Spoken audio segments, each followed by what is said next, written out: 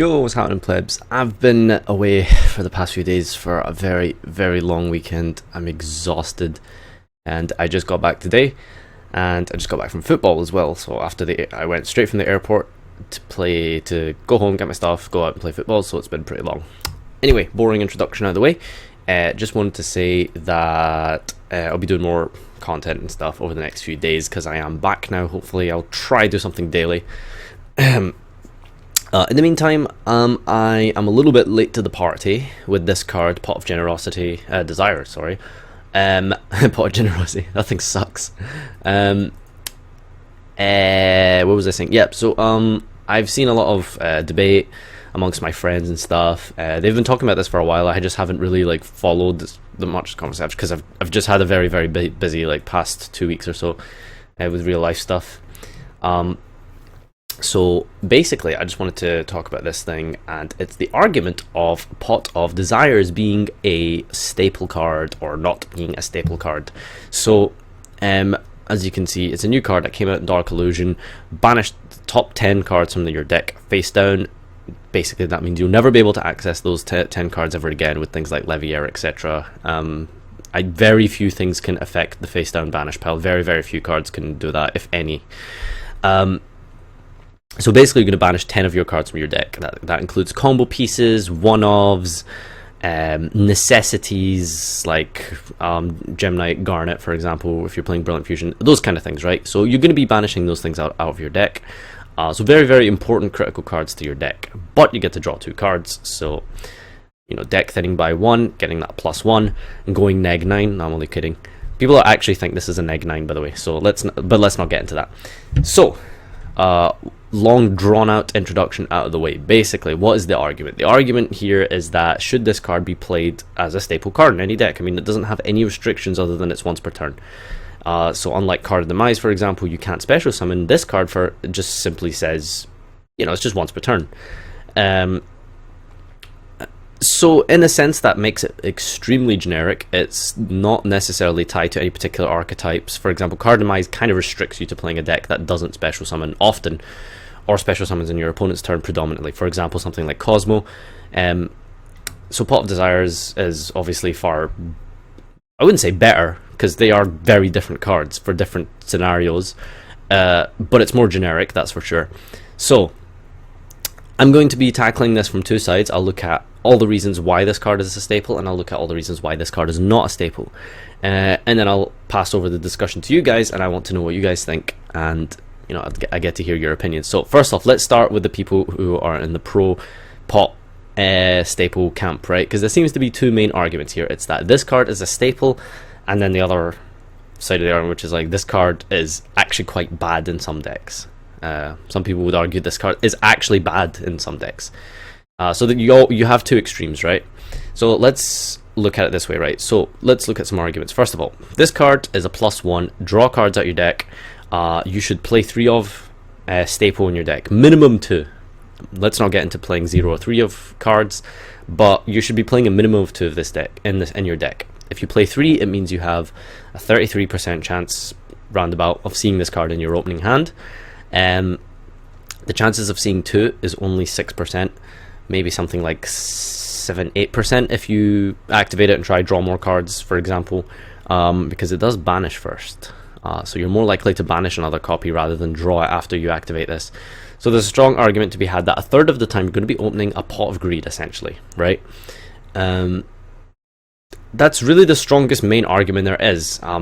Positives other than that is there's not really much to say. That the +1 a third of your games is insane in this format, right? Can you imagine in 2016, the power creep, the cards are very powerful. This doesn't restrict your special summoning, so this card is very, very powerful. So a third of the time you're going to be seeing this card, and the chances of drawing into another one of these is quite low. I'm pretty sure it's actually lower than the 7 to 8% estimate I gave. I know it's at least 6%. It might even be floating around there somewhere. I haven't done the exact calculations. I know Simo did a video on the maths behind this, and you guys should definitely check out that video. But yeah, so that's really the main argument. It's the fact it's a +1. That is huge. That is absolutely massive. And people who don't think that that's as strong of an argument just do not understand the just how critical card advantage is these days, you know, because one extra card is like massive these days, right? You can't kind of grind out of being in a, you know, bad situation like the old days, and these days you can't really grind out of bad hands. It's almost always as if like these formats recently, the opening hand kind of decides the flow of the rest of the duel, right? It's not like goats, you know, where you can open badly and come back kind of thing, right? So that's the main argument. The arguments against this card being not being a staple. So some decks they're strongly reliant on engine cards, for example, or lots of one-offs. The best example of this would be Monarchs or Burning Abyss. I'll go with Burning Abyss because I'm not that great at Monarchs. I have played the deck quite extensively, but I've played Burning Abyss way more, so I can understand the risk of, for example, banishing Graph, banishing Tour Guide, banishing Seers.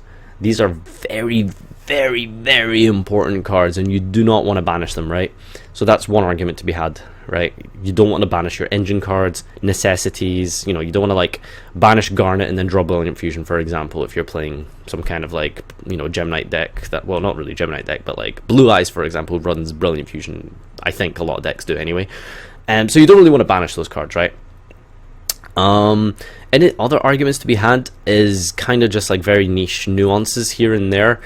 For example, the biggest other argument I can think of is like activating Pot of Desire and then drawing into another Pot of Desires. And obviously it's once per turn. And I can understand that argument because it's like, you know, you're getting the +1, but then you're drawing a blank card essentially. But I would argue against that and say the card is paying for itself because it's a +1. Even if you draw another one, it's not a big deal because you've still broke even in card advantage. Nothing's actually changed. You've still dug into your deck. You know, it's still like the card balance hasn't changed. You still have the +1, but that +1 is obviously a fake +1 because you have a blank card in your hand. So I don't think that's great. That's too great of an argument. No, drawing into another one, I don't think that's a great argument.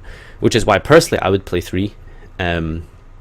So yeah, another argument against would be, for example, actually I think that's it. So banishing your necessities and important engine cards, you know, and I calculated this using the hypergeometric calculator,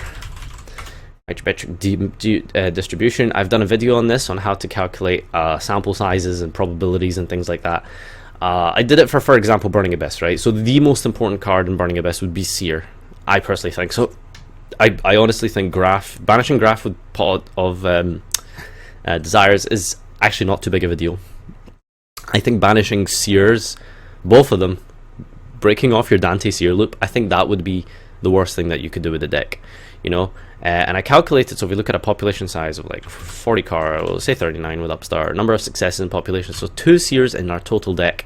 Our sample size is, let's say, 10, and number of successes is 2, because these are the 10 you're going to banish face down. So this is assuming you haven't drawn Seer in your opening hand. If you have not drawn Seer in your opening hand, you have round this up, you have about 6% chance of banishing both Seers. And I think that 6% versus the third of the time you're going to be seeing this card, take that 6% away, a quarter of the time you're going to get maximum benefit out of this card by not banishing both Seers. Because all you need is one Seer in Burning Abyss to keep that Dante loop going with bringing back Dante, make Beatrice over it, bring back another Dante, keep doing this turn after turn after turn.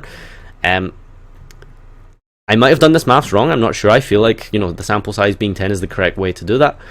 But yeah, so I'm trying to be unbiased, of course, but you know, I'm personally in the camp that I honestly think this card is a staple 3 of in pretty much every deck, except maybe Monarchs. That I still think it's a staple in Burning Abyss, but maybe Monarchs I can understand because resources are highly important in mirror matches. You don't want to be banishing things, you know, like your Monarch spell and traps. They're too important. You don't want to be banishing, like, you know, your big Monarchs because a lot of them are important. You know, if you banish one Aether, that can kind of like put you far behind. If you banish like 2 Pantheism or something like that, it's pretty bad. So yeah, I can totally understand that. But obviously I'm of the opinion that I think it should be played in most decks. I think it should be played in every deck, maybe just not at 3 perhaps. But that's only really for Monarchs. In general, I would say it's 3 of in everything, really. And I think there are good arguments on the other side, you know. But if I've missed anything, please let me know. I would love to know what you guys think. I'm sure I've definitely missed something, but yeah, just comment down below. Let me know what other arguments there are against this being, you know, a staple card. Because other than banishing your engine cards, which I don't think is as commonplace as people would think, I think this card is, you know, fantastic, and I'd play it and everything. And there's a reason that it's the price keeps going up, because usually the price of a card is at its peak during sneak peek. This card actually was kind of not low, but it was like at a certain level during sneak peek, and it's gone up recently after the sneak peek, which is very strange for a card, because I think people are realizing just how staple this card is, you know. Anyway, I've rambled on long enough. If you've watched this far, just leave me pot of generosity. Well, just say pot of generosity in the comments down below. Please don't hashtag it. Remember, I don't hashtag them anymore because YouTube reports it as spam, and I don't want your guys' comments to be marked as spam for no reason. So yeah, pot of generosity if you've watched this far. Obviously that card's better than pot of desires. And yeah, like I said, let me know what your opinions are and arguments are on both sides. I really want to get a good discussion on this, and you know, I'd like to hear other perspectives. So thanks everyone for watching. Pot of generosity in the description, and I'll be back hopefully in the next few days and such for more content, boys, more quality content as well, because I know this is just sort of like very just simple, like talking at a screen. Yeah, thank you everyone, and I'll see you soon.